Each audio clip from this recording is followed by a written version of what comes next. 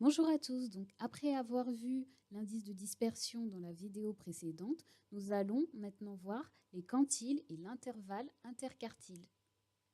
Avant d'introduire l'intervalle interquartile, on commence par expliquer ce qu'est un quantile. Donc, un quantile correspond au rang d'une observation qui va partager en intervalle égal une série de données.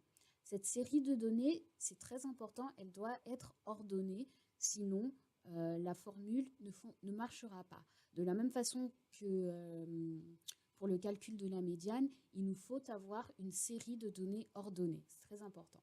Donc alors, nous avons différents quantiles. Alors, donc il y a les centiles. Donc les centiles vont partager une série ordonnée en 100 sous-ensembles de taille égale. Donc chaque intervalle va contenir 1% des observations. Ensuite, les déciles, ils vont partager une série ordonnée en 10 sous-ensembles de taille égale. Les quartiles, 4 sous-ensembles, et la médiane, 2 sous-ensembles de taille égale. Ça veut dire que pour le cas de la médiane, on aura donc 50% des observations d'un côté, 50% des observations de l'autre, et l'interprétation est la suivante. On dira qu'il y a 50% des observations de notre distribution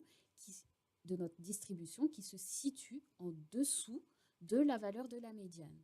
De la même façon, pour les 50% d'observations au-dessus de la médiane, on dira qu'il y a donc 50% d'observations qui se situent au-dessus de la valeur de la médiane. Avec les intervalles, avec les quartiles, pardon, l'observation sera la même. Simplement, pour le premier quartile, on dira que 25% des observations se situent en dessous de cette valeur qui correspond au premier quartile. Donc le premier quartile, ce sera 1 sur 4. Le second quartile, ce sera 2 sur 4, soit 1 demi, et donc il sera égal à la médiane. Le troisième quartile, ce sera 3 divisé par 4, qu'on multipliera par n, le nombre total d'effectifs, et ce sera 0,75. Donc 75% des observations qui se situent en dessous de cette valeur, etc., etc. Donc ici, on va mieux comprendre avec un exemple. Donc ici, on a pris une distribution avec effectifs. Donc ici, nous avons donc les xi qui vont de 0 jusqu'à 20 et les ni qui sont les effectifs associés à chaque catégorie, comme suit. Et ici, nous avons calculé les effectifs cumulés croissants. Alors, nous les avons calculés parce qu'il nous faut avoir une série de données ordonnées. Et lorsqu'on calcule les effectifs, ça nous permet d'avoir une série ordonnée et croissante. Donc, on va de 6 jusqu'à 40. Donc, alors, pour calculer les effectifs cumulés, comment est-ce qu'on procède? Donc, on prend la valeur du premier effectif, qui est donc 6, et on va l'ajouter à la valeur de l'effectif suivant. Donc, ici, c'est encore 6. Donc, on fait 6 plus 6, ça fait 12. Donc, ensuite, on prend 12 et on va l'additionner à la valeur de l'effectif suivant, donc c'est 5. Donc on prendra 12 plus 5 et ça nous fera 17. Et ainsi de suite, on prendra 17 plus 10, ça nous fera 27. 27 plus 3, 30. Plus 2, 32. Plus 2, 34. Plus 6, 40. Donc ensuite, pour évaluer la valeur, pour trouver la valeur du premier quartile et trouver donc ça, c'est trouver sa position et ensuite trouver la valeur qui correspond à cette position. Nous avons dit que le premier quartile, c'était 1 sur 4. Donc ici, on fera 1 sur 4 multiplié par n, grand N qui est donc l'effectif total. Ici, c'est 40. Hein. Il suffit d'additionner tous les NI et on trouvera 40. Donc ici, on fera 1 sur 4 multiplié par 40, soit 40 divisé par 4 et ça nous fait 10. Donc, le quantile numéro 1 se trouve à la 10e position de notre distribution. Alors, pour l'identifier, donc on va regarder les effectifs cumulés. Ici, le premier effectif, il va de 0 à 6. Donc, c'est cela correspond aux 6 premières valeurs. Donc évidemment, notre 10e valeur ne se trouve pas dans cet intervalle, puisqu'il va de 0, 1, 2, 3, 4, 5, 6. On va regarder le suivant qui commence à 7, donc qui suit le premier intervalle. Donc on aura 7, 8, 9, 10, 11, 12. Alors ici, cette classe comprend bien la 10e valeur. Donc la 10e valeur, elle sera égale, donc on regarde ici, x, ce sont les valeurs, elle sera égale à 2.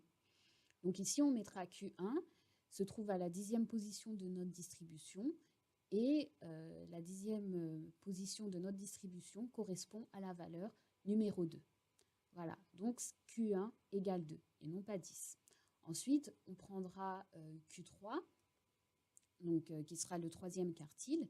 Donc, alors, Q3, évidemment, c'est 3 sur 4, 3 quarts, multiplié par grand N. Donc, ce sera 3 sur 4 multiplié par 40, ce fera 120. 120 divisé par 4, ça fait 30. Donc ici, notre 3e quartile, il se situe à la 30e position de notre distribution. Donc, on regarde encore chaque valeur de notre distribution. Ici, c'est donc l'effectif cumulé comprend les 6 premières valeurs. Ici, les 12 premières valeurs, les 17 premières valeurs, les 27 premières valeurs. Ici, on a les 30 premières valeurs. Donc, ça veut dire que si on prend l'intervalle, donc l'effectif cumulé précédent, on a 27, 28, 29. Donc 30 ne se trouve pas dans cet intervalle-là. Donc on va vers le second qui commence pile à 30 et qui va jusqu'à 31. 30, 31 puisque le second commence à 32. Donc ici, la valeur qui correspond à la 30e position de notre distribution, c'est 6. Donc Q3 égale à 6. Ces deux indicateurs, donc ces deux quantiles, vont nous être utiles pour déterminer l'intervalle interquartile, puisqu'il est égal à Q3 moins Q1. Donc, ce sont les valeurs de Q3 moins les valeurs de Q1. Donc, pour Q3, nous avions trouvé 6, donc ça fait 6, et pour Q1, nous avions trouvé 2.